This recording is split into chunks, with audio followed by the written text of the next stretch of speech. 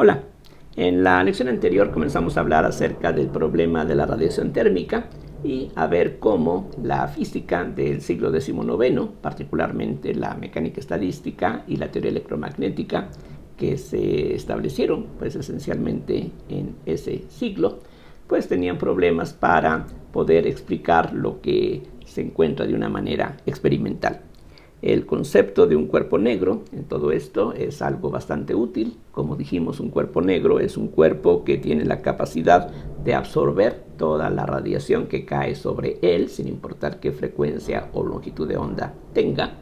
Y al mismo tiempo que un cuerpo negro es un absorbente perfecto, también es un emisor perfecto. Si este cuerpo negro se encuentra en equilibrio a una cierta temperatura absoluta T mayúscula, entonces la energía que absorbe y la energía que emite tienen que coincidir justamente para que exista este equilibrio.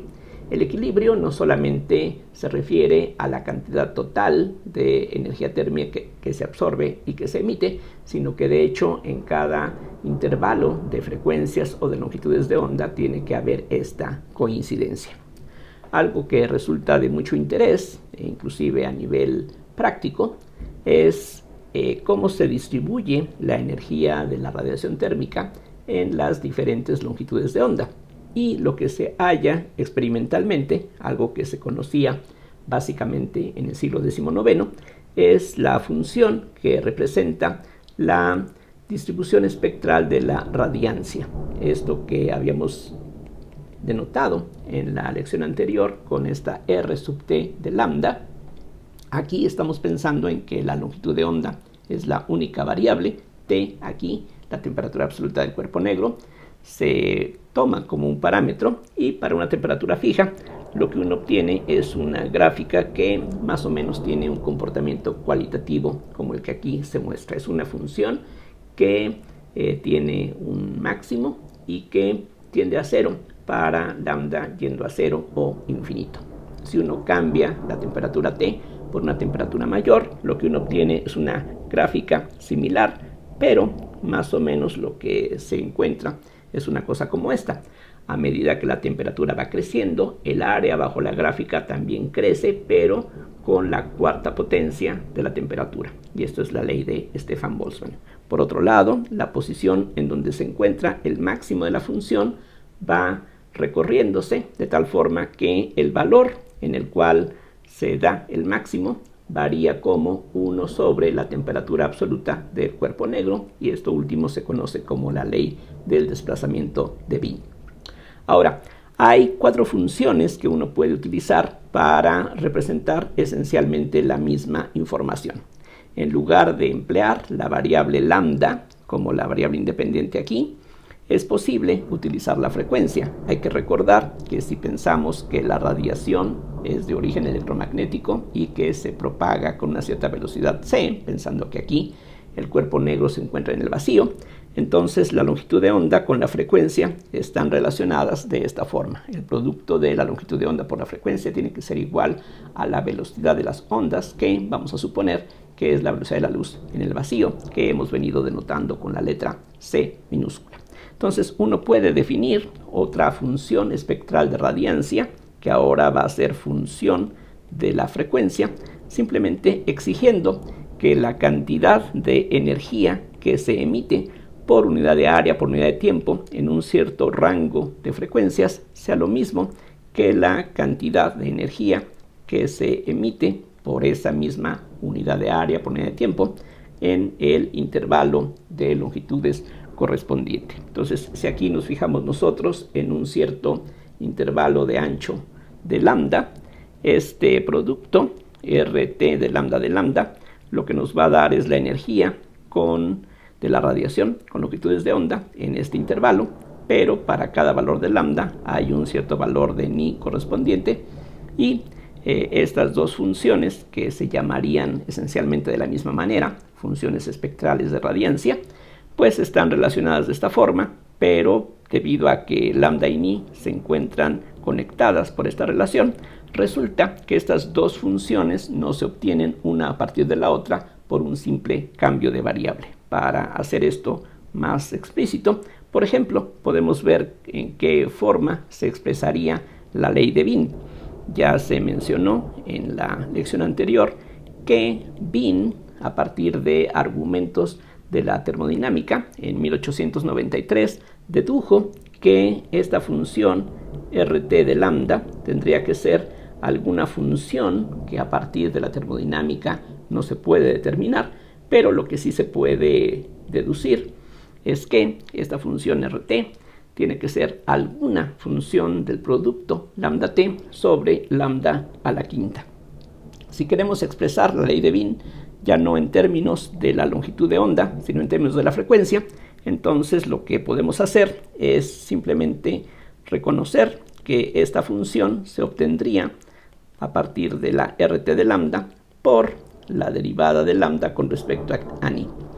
Aquí es necesario agregar las barras de valor absoluto porque debido a esta relación en donde vemos que lambda varía inversamente con la frecuencia, mayores valores de lambda corresponden a menores valores de la ni, mientras una crece, si la lambda crece, la frecuencia decrece y viceversa. Entonces esta derivada, como veremos enseguida, es algo negativo, pero esta función R, siendo la energía emitida por unidad de área, por unidad de tiempo, tiene que ser una cantidad positiva siempre. Entonces aquí lo que tendríamos, si vamos sustituyendo las expresiones dadas, RT de lambda sería una función en principio desconocida a partir de argumentos termodinámicos, mientras que el valor absoluto de lambda de ni sería menos c sobre ni cuadrada, y entonces esto se puede escribir como esta función, que ahora en lugar de expresarla como función de lambda t,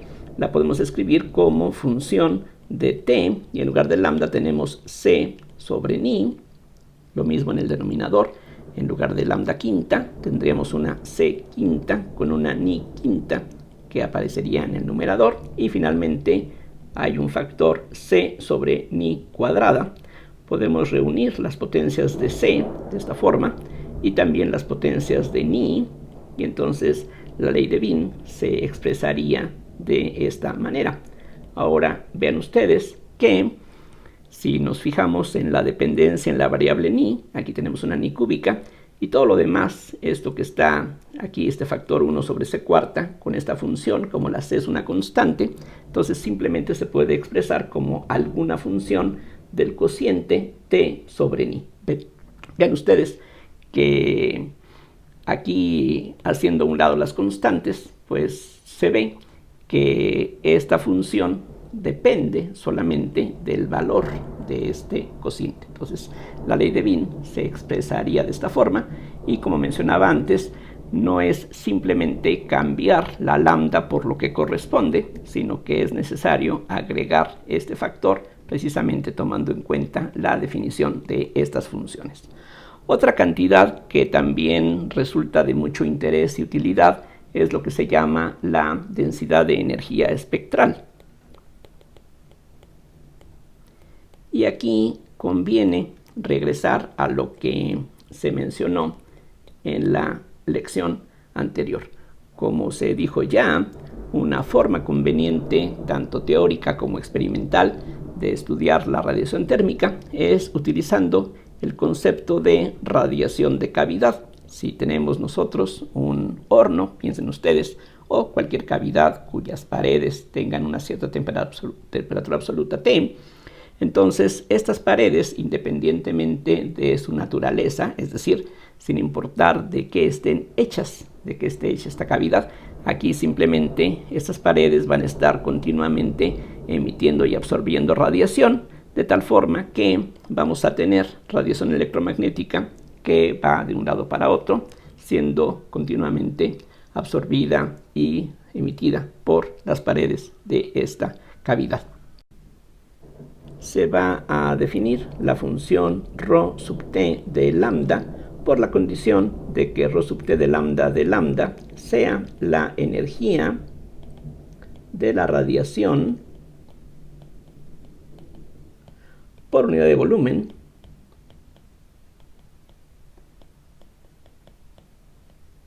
con longitudes de onda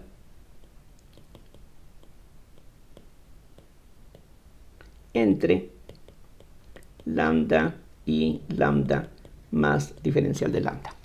Lo que se puede demostrar es que esta función ρ sub t de lambda es directamente proporcional a la función r sub t. De hecho, el factor de proporcionalidad es un 4 sobre c y esta es la relación que se tiene. También, en lugar de utilizar la longitud de onda como la variable independiente para esta densidad de energía, podemos hablar de la densidad como función de la frecuencia, exactamente con la misma idea. Este ρ sub t de ni diferencial de ni sería la energía de la radiación por unidad de volumen, pero ahora con frecuencias entre ni y ni más diferencial de ni. Igual que en el caso anterior, la función ρ sub t de ni va a estar relacionada con la función ρ sub t de lambda por el factor que es el valor absoluto de la derivada de lambda con respecto a ni. Entonces tenemos 4 funciones que son esencialmente equivalentes debido a esta proporcionalidad y podemos pues fijarnos en cualquiera de ellas y dependiendo de lo que nos interese, alguna de ellas puede resultar más conveniente. Vamos a ver para comenzar ahora qué es lo que se obtiene si uno emplea los resultados conocidos en la física del siglo XIX, particularmente la teoría electromagnética y la mecánica estadística.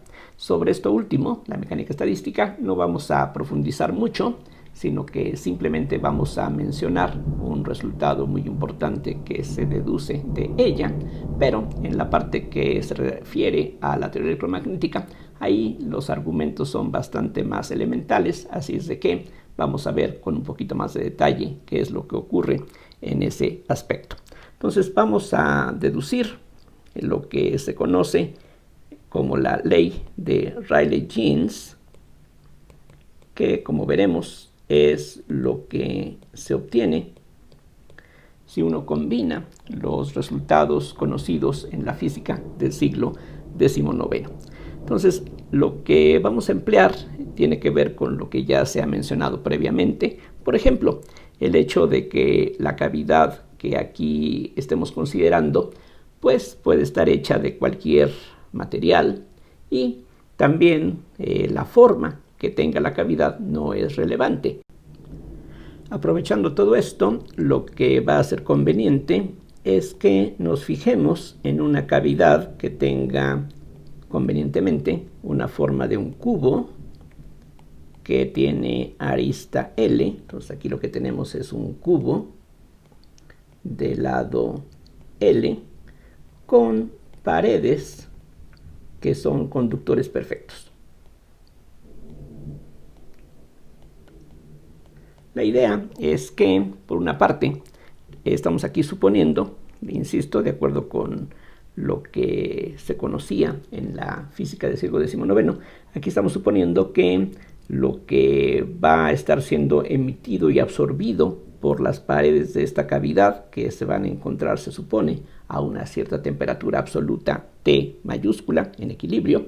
Entonces aquí vamos a tener radiación electromagnética que está siendo emitida, absorbida por las paredes, pero en el caso de un conductor perfecto, resulta que estas ondas no pueden penetrar en el conductor y eso implica que el valor de los campos eléctricos y magnéticos en las paredes de este conductor tiene que ser 0.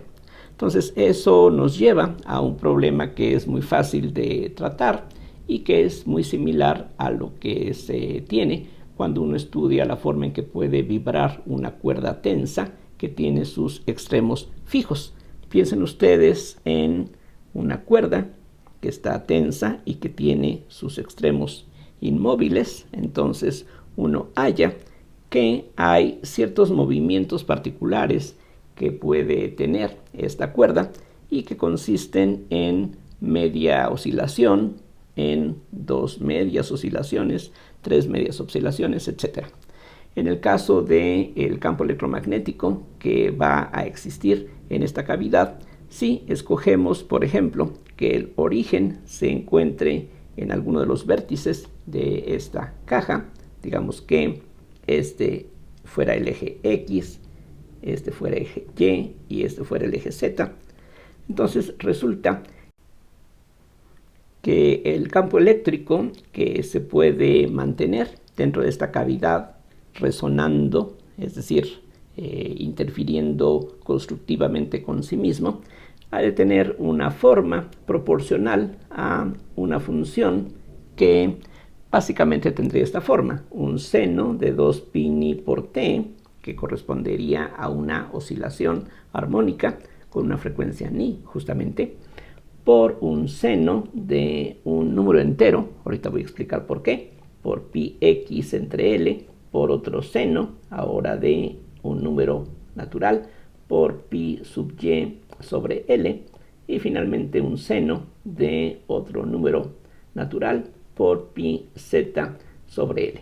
La necesidad de estas funciones seno precisamente es para que tengamos algo análogo a lo que en esta gráfica se muestra. Vean ustedes que esta función vale 0 cuando la x vale 0, de tal manera que si estamos pensando en los puntos de esta pared de atrás, allí la x vale 0, todo esto se anula, entonces el campo eléctrico vale 0 en esa pared, tal como requiere el hecho de que esta pared sea conductora. Y similarmente, si nos vamos a la tapa que se encuentra aquí al frente, donde la x vale L, si la x vale L, esto se cancela y sabemos que la función seno precisamente en los múltiplos enteros de pi se anula. Entonces esta n1 tiene que ser un número entero para que esta función se anule en la pared donde la x vale L. Los otros factores tienen un papel similar. Por ejemplo, este factor se anula cuando la y vale 0. Si estamos en los puntos de esta cara, allí este factor se encarga de que el campo eléctrico se anule, otra vez, como se requiere debido a que esta pared es conductora. Y nuevamente en esta otra tapa, donde la y vale L, aquí entonces habría una cancelación y nuevamente estaríamos empleando el hecho de que la función seno se anula en los múltiplos enteros de pi, y algo similar ocurre con la z.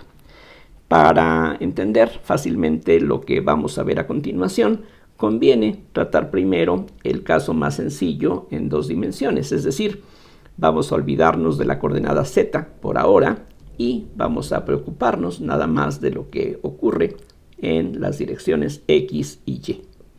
Entonces, vamos a suponer que hay ondas que están aquí rebotando en las paredes de esta caja bidimensional. Ya después regresaríamos a las 3 dimensiones. En este caso, el campo eléctrico solamente tendría dependencia en las variables x y y. De nuevo tendríamos el seno de 2π por t por el seno ahora de n1 πx entre L por el seno de n2 πy sobre L. Aquí de hecho hay que recordar que el campo eléctrico es un campo vectorial, así es de que tendríamos que ser un poquito más precisos dándole una cierta dirección a este campo eléctrico. Y por ejemplo podríamos pensar que el campo eléctrico está dirigido en la dirección del eje z que aquí nos está representando. Resulta que para ondas de esta clase las oscilaciones del campo tienen que ser perpendiculares a la dirección de propagación. Entonces las ondas que van a estar aquí rebotando entre estas paredes van a tener un campo eléctrico que estaría simplemente subiendo y bajando, digamos, sobre el eje z a medida que el tiempo va pasando, teniendo pues una oscilación similar a la que aquí se ve, pero con un campo, repito, que estaría saliendo o entrando del plano de la figura. Entonces, si uno utiliza lo que se deduce de las ecuaciones de Maxwell, es decir, de las ecuaciones de Maxwell, como ya se había señalado, uno puede demostrar que los campos eléctrico y magnético tienen que obedecer la ecuación de onda. Y si estamos pensando en ondas que viajan en el vacío, ocurre que las derivadas de EZ con respecto a X más la derivada de EZ con respecto a Y menos 1 sobre c cuadrada por la derivada de EZ con respecto al tiempo, esto tiene que ser 0.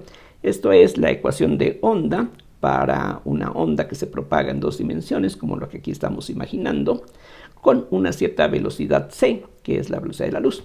Si uno calcula las derivadas que están aquí indicadas, lo cual es bastante sencillo, ya que después de derivar 2 veces con respecto al tiempo, o con respecto a x o con respecto a y, obtenemos esencialmente la misma función, y cada vez que derivamos aparece un factor 2π en un caso, o n1π sobre L en otro caso, o n2π en este otro caso. A partir de esta ecuación, uno puede ver fácilmente que lo que se obtiene es la condición de que n1π sobre L al cuadrado más n2π sobre L al cuadrado.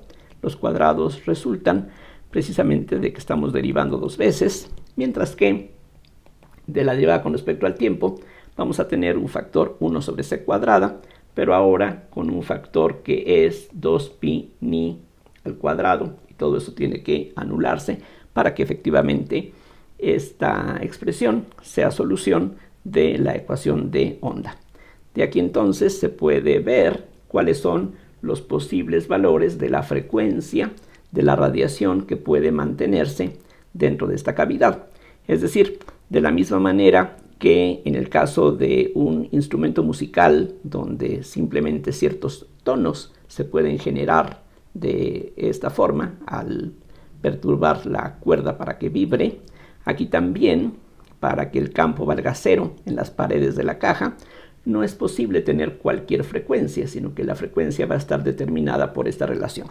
Lo que sale de esta última condición se puede ver fácilmente. Lo que tendríamos sería, vean ustedes, que 2π ni sobre c sería igual a la raíz cuadrada de n1 al cuadrado más n2 al cuadrado por pi cuadrada sobre l cuadrada, de tal forma que al simplificar aquí algunos factores que se pueden eliminar, resulta entonces que la frecuencia puede tener los valores que ahora les indico. Tendríamos un c sobre 2l por la raíz cuadrada de n1 al cuadrado más n2 al cuadrado. Entonces, insisto, aquí para que se puedan mantener, decía, resonando dentro de estas paredes, es necesario que la frecuencia de la radiación que se encuentre aquí, pues no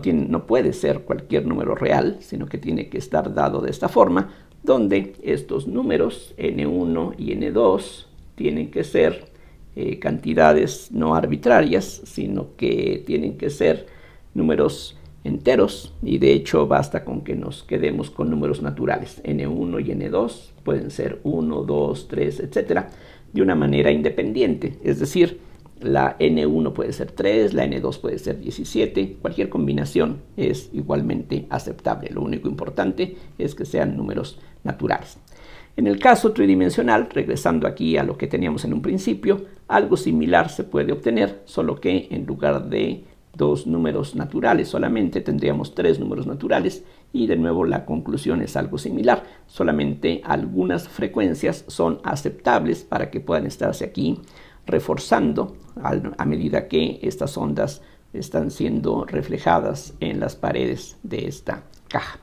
Bien, lo que va a ser importante enseguida es determinar qué tantos modos de vibración son posibles en un cierto intervalo de frecuencias. Es decir, vamos a introducir la función n mayúscula de ni, diferencial de ni, que sería el número de ondas con frecuencias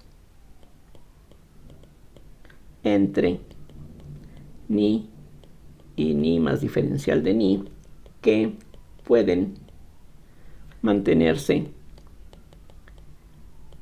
en la cavidad. Vamos a calcular esta función n, primero pensando en 2 dimensiones, y ya a partir de allí el caso tridimensional, que es el realmente importante, va a poderse deducir fácilmente.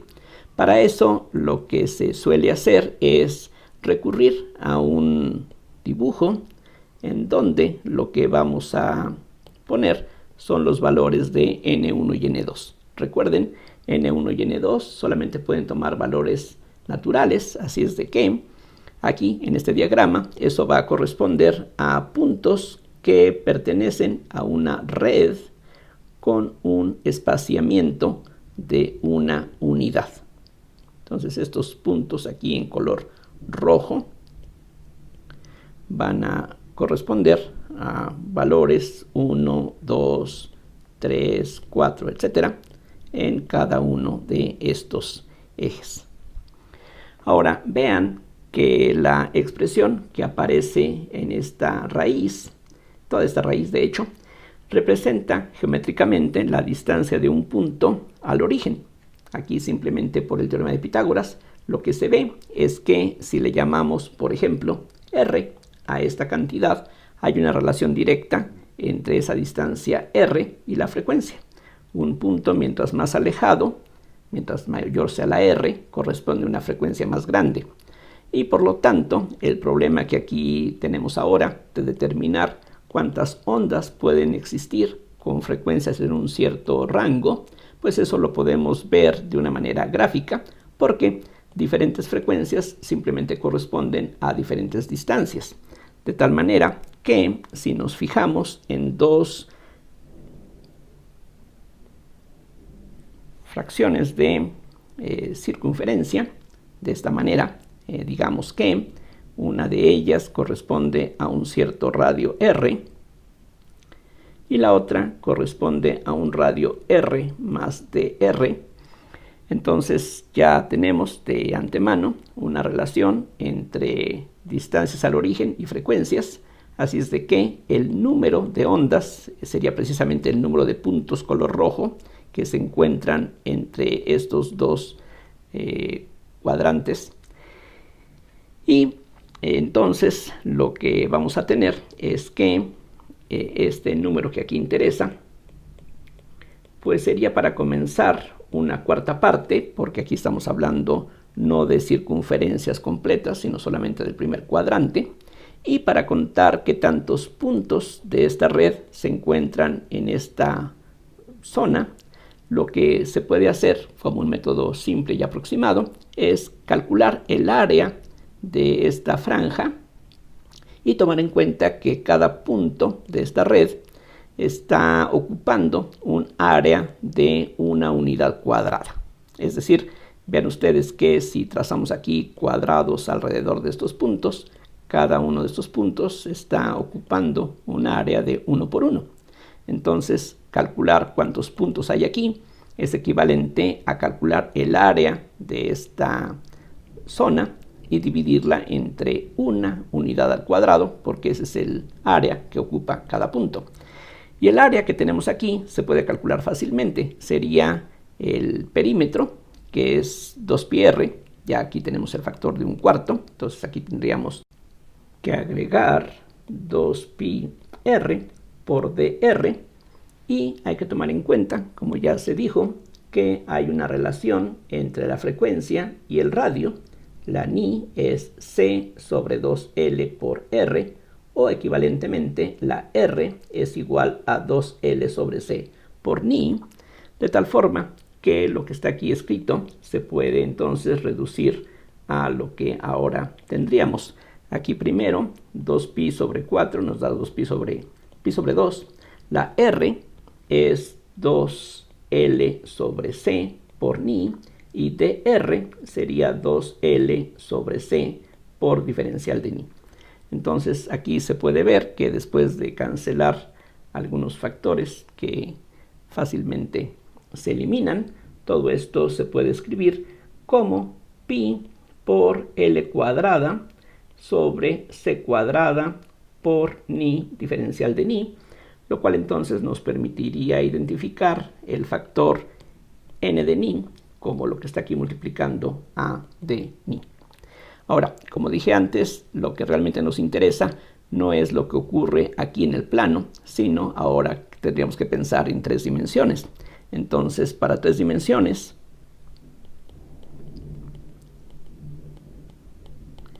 la relación es que la frecuencia tiene que estar dada como c sobre 2L por la raíz cuadrada de n1 al cuadrado más n2 al cuadrado más n3 al cuadrado. Ahora tendríamos que pensar geométricamente en una red, nuevamente, en donde, bueno, si esto es n1, esto es n2 y esto es n3, los puntos que nos interesan también van a estar formando una red que tiene un espaciamiento de una longitud, una unidad en cada dirección. Algo como esto. Espero que se lo imaginen. Entonces, ahora en lugar de fijarnos en el área entre dos trozos de círculo, lo que tendremos que hacer es fijarnos en dos esferas concéntricas, aunque de ellas solamente nos interesa lo que intersecta al primer octante. Solamente valores naturales para las n's son de interés. Entonces, en este caso, la n de ni sería no una cuarta parte, sino una octava parte, porque solamente queremos el primer octante. Y ahora, en lugar de fijarnos en el área que está encerrada aquí, tendremos que fijarnos en el volumen que se encuentra entre estas dos esferas. Entonces, eso significa fijarnos ahora no en un 2πr, sino en un 4πr cuadrada, porque esa es el área de una esfera de radio r, que habría que multiplicar por dr para encontrar el volumen correspondiente. De nuevo, como el volumen que ocupa cada puntito es una unidad de volumen, una unidad cúbica, entonces aquí habría que dividir entre 1, que pues deja exactamente la expresión como la teníamos dada previamente. En este caso, nuevamente, simplificando, lo que nos queda es ahora pi sobre 2 en lugar de r cuadrada, recordando que la r está relacionada de esta manera con la frecuencia.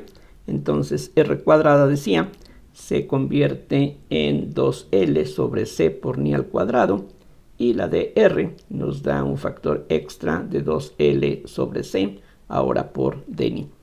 Simplificando lo que aquí se puede reducir, este resultado equivale a 4pi sobre C cúbica por L cúbica ni cuadrada de ni. Esto, vean, es lo mismo que 4pi sobre C cúbica por B, que sería el volumen de la caja, de la cavidad que nos interesa, por ni cuadrada de ni. Ahora, hay un pequeño detalle que hay que agregar y se refiere a lo siguiente. La radiación tiene lo que se llama dos modos de polarización. Es decir, y esto lo podemos entender, por ejemplo, en el caso de una cuerda, como la que aquí trataba de ilustrar. Esta cuerda puede vibrar en este plano, pero también puede vibrar en un plano perpendicular a la figura. Algo similar ocurre en el caso de las ondas electromagnéticas. Resulta que para una cierta frecuencia hay dos posibles formas en las que el campo eléctrico puede vibrar. En este caso estábamos pensando en la dirección perpendicular al plano de la figura, y resulta que en una dirección perpendicular a esta también podemos tener una onda que se propague dentro de estas paredes. Eso quiere decir, en forma resumida, que el número que aquí hemos calculado faltaría ahora multiplicarlo por 2. Es decir, tomando en cuenta que para cada frecuencia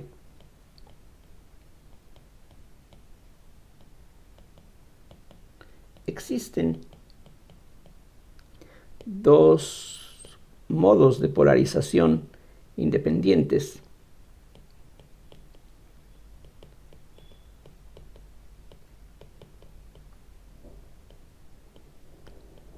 Es decir, dos formas en que los campos pueden vibrar independientes unos de los otros. Entonces, el número que hemos calculado faltaría multiplicarlo por 2. Se obtiene entonces que la n de ni sería finalmente 8pi sobre c cúbica por b por ni cuadrada de ni. Y de acuerdo con lo que se señaló antes, este resultado no debe depender de la forma de la cavidad.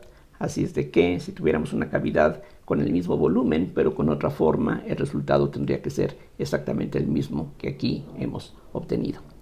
Ahora, lo que falta es combinar este resultado con un resultado de la mecánica estadística y voy a tratar de explicar básicamente de qué se trata.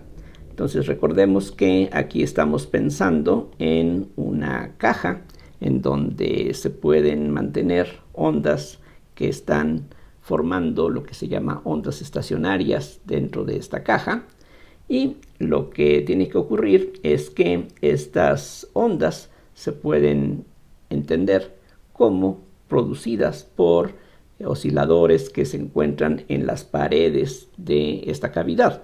Es decir, aquí en estas superficies conductoras podemos imaginar electrones o cualquier otro tipo de partículas cargadas que, por encontrarse a una cierta temperatura absoluta, van a estar agitándose térmicamente, y ese movimiento es lo que hace que esta radiación esté siendo absorbida y emitida.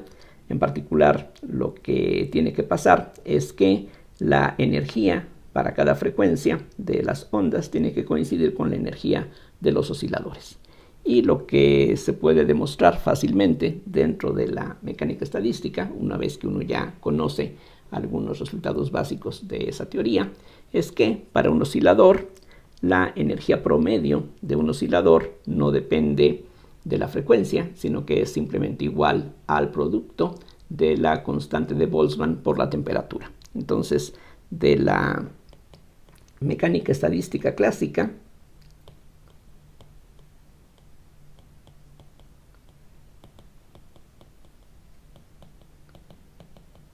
se deduce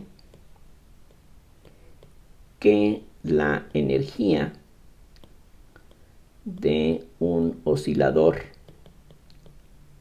armónico con frecuencia ni es K por T, suponiendo que el oscilador se encuentra en equilibrio térmico a una temperatura absoluta T mayúscula, donde esta K es lo que se conoce como la constante de Boltzmann.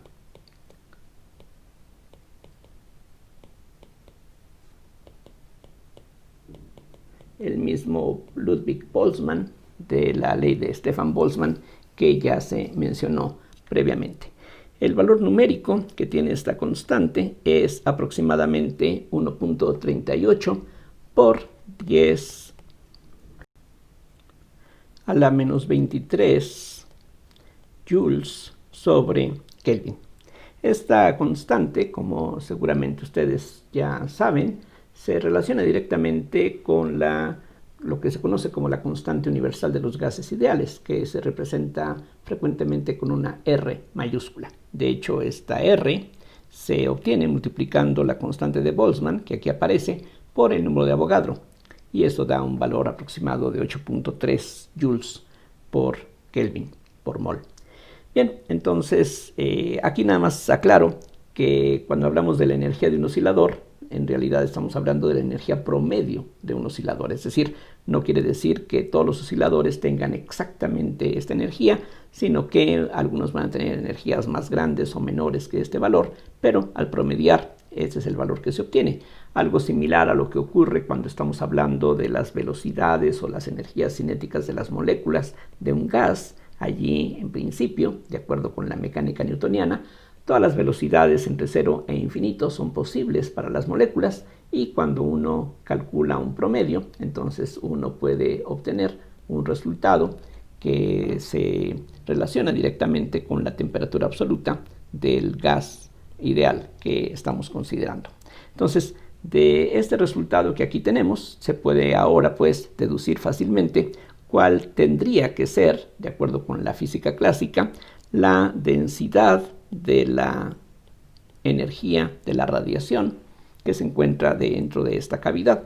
Todo lo que tenemos que hacer es multiplicar 8pi sobre c cúbica por ni cuadrada de ni, que precisamente corresponde al número de modos por unidad de volumen que tendríamos, y si ahora eso lo multiplicamos por kT, que sería la energía promedio de los osciladores. Entonces esto nos tiene que dar la energía que hay dentro de la cavidad por unidad de volumen con frecuencias entre ni y ni más de ni. Podemos ver que esto se puede también expresar como 8pi por k sobre c cúbica por un t sobre ni. Aquí simplemente multiplicamos y dividimos por una ni por ni cúbica de ni. Y esto precisamente tiene la forma que ya habíamos visto aquí al inicio, que se obtiene a partir de la ley de Wien. Habíamos visto aquí que de acuerdo con la ley de Wien, la densidad de energía espectral, tiene que ser proporcional a la función R, que a su vez tiene que tener la forma de ni cúbica por una función de t sobre ni, y eso es justamente lo que se obtiene a partir del razonamiento que aquí hemos visto. Vean ustedes que tenemos un factor constante por una función de t sobre ni, en este caso pues es la función identidad, es decir, g de x igual a x simplemente, por ni cúbica de ni efectivamente. Ahora, el problema es que esto no concuerda con las observaciones y de hecho esta fórmula lleva a lo que se conoce en la literatura como la catástrofe ultravioleta. Para comparar con lo que teníamos previamente, aquí hay que recordar que la ρt de lambda sería la ρt de ni por el valor absoluto de la derivada de ni con respecto a lambda, o sea que entonces esto significa 8pi sobre c cúbica por ni cuadrada por kt, y de la derivada de ni con respecto a lambda tenemos un factor adicional de c sobre lambda cuadrada. Poniendo todo en términos de lambda, lo que uno obtiene es simplemente 8pi por kt sobre lambda cuarta, que también se puede escribir como 8πk por lambda t sobre lambda quinta, que de nuevo tiene la forma que coincide con lo que dice la ley de Wien, o sea, una función de lambda t sobre lambda quinta. Aquí de nuevo la función es simplemente f de lambda t igual a lambda t. Bien, si uno grafica esta función que aquí tenemos, recuerden, la ρ y la r son proporcionales entre sí, la única diferencia es un factor 4 sobre c. Entonces, como función de lambda, esto nos dice que rt de lambda sería algo que más o menos tendría una gráfica como esta, muy diferente a lo que se obtiene de forma experimental. Bueno, la diferencia precisamente se ve en longitudes de onda pequeñas y por eso esto se conoce como la catástrofe ultravioleta. Esto nos dice que a medida que hablamos de longitudes de onda más pequeñas, deberían los cuerpos negros estar emitiendo una enorme cantidad de energía, y de hecho si uno calcula la integral de esta función, uno obtiene una cantidad infinitamente grande, que pues definitivamente no coincide con lo que uno conoce, con lo que uno espera. Entonces esto simplemente lo que dice es que la física clásica es inadecuada para tratar este problema. En octubre del año 1900, Max Planck propuso una fórmula que se ajusta bastante bien a las observaciones. Lo que Planck propuso fue que ρt de ni fuese 8pi sobre c cúbica por h ni cúbica sobre e al h ni sobre kt menos 1, donde esta h es una nueva constante que hoy se conoce como la constante de Planck, y a partir de los ajustes con las curvas experimentales se deduce que esta h tiene que tener aproximadamente el valor de 6.63 por 10 a la menos 34 Joule segundo. Planck entonces se dio cuenta de que esta fórmula se ajusta, decía, bastante bien a las observaciones, y en un principio pues no tenía forma de justificar el origen de esta expresión. Él la había obtenido simplemente manipulando las expresiones conocidas hasta entonces. Por una parte, la ley de Rayleigh-Jeans, que ya hemos visto, y por otro lado, la fórmula de Wien, quien había propuesto en 1896 una expresión para la densidad de energía que funciona bien para longitudes de onda cercanas a cero. Cuando se vio que esta fórmula se ajusta bastante bien a las curvas experimentales, Planck trató de obtener alguna forma de justificar este resultado y, muy a pesar suyo, se dio cuenta de que esta fórmula se puede obtener suponiendo que los osciladores no pueden tener cualquier energía, sino que sus energías tienen que ser forzosamente múltiplos enteros de h-ni, donde esta h es lo que llamamos, decía, la constante de Planck. Vamos a ver en la siguiente lección cómo es que se obtiene este resultado, y esto pues dio origen a lo que hoy llamamos la física cuántica, en donde magnitudes como la energía, el momento angular y otras pueden comportarse de esta manera, que difiere de lo que conocíamos en la física clásica, donde las cantidades físicas podían tomar cualquier valor real o por lo menos valores reales en todo un cierto intervalo de la recta real. Aquí, en cambio, solamente ciertos valores discretos son permitidos, y esto sirve para explicar la radiación de cuerpo negro y dio origen históricamente a la física cuántica. Por ahora es todo, muchas gracias por su atención y hasta la próxima.